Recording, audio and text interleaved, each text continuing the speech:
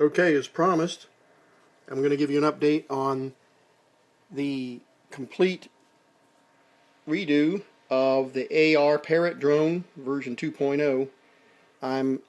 I've stripped it down, leaving nothing but the frame and the brushless motors that came with the Parrot. I've even removed the electronic speed controllers, the proprietary controllers that came with the Parrot, and as you can see, I've left the brushless motor there, and so we're left with just a bare frame and the four motors. I've installed the Turnigy multi-star 10 amp electronic speed controllers.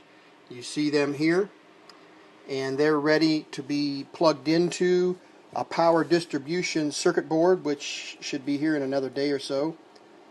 And then I'll program each one of the electronic speed controllers.